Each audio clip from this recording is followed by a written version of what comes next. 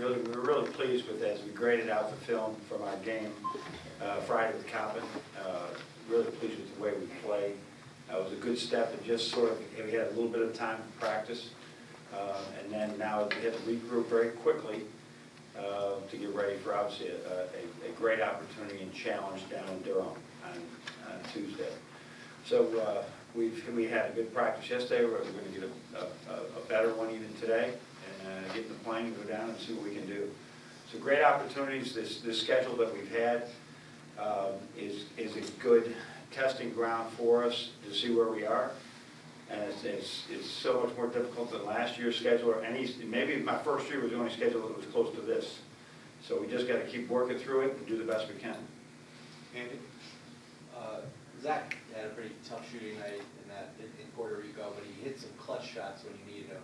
How do you like how he responded to that in the game he had against Coppin? Yeah, he's got that thing about him. I think the best is yet to come for him as well, because he's starting to learn what his shot selection. But like I said, when he shoots that jump shot, whether it's off the dribble or off the catch, it's hard for people to get to. And he's really worked hard at this, and I look forward to having a break with him between the semester breaks. He can get more time while he gets more comfortable. And defensively, he's not like typical freshman on the floor where he's a liability. He's really helped us there. Rob?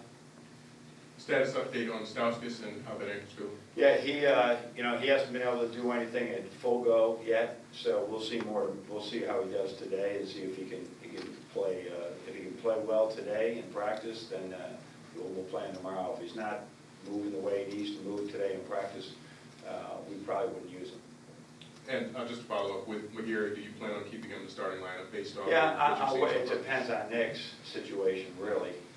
We wanted to make sure we had one more guy that can do some of the creative type of thing that Nick does. That's why, even though Nick and Mitch are very different players, they can create some things. We're trying to get as many active offensive players as we could in there.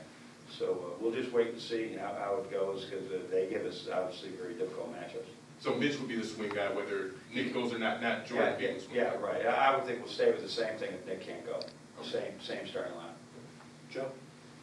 What have you seen from Duke, and what sort of unique challenges? Well, the same thing, right now. And now Hood, everybody talks a lot about Jabari Parker, and obviously he's special. He comes in there with he does things that Kobe did as a first-year pro, LeBron did as a first-year pro. I mean, he's a tremendous player. But Hood is really good. There's a kid that's in his, I think they have 7 players that are in their 3rd or 4th year of college. Even though they have some young players playing, Hood has really been good, and they run a lot of things through the two of them, and obviously their guards are experienced as well and bring an awful lot of just the experienced guards know how to win, and Duke's won a lot of games. John? You've already been to Iowa State, but what will this setting do for your team at this point? I think it'd be very similar to Iowa State. I think there's several venues in the country that have this type of setting. Iowa State's being one of them. I mean, there's more than a few. That's why college basketball is so special.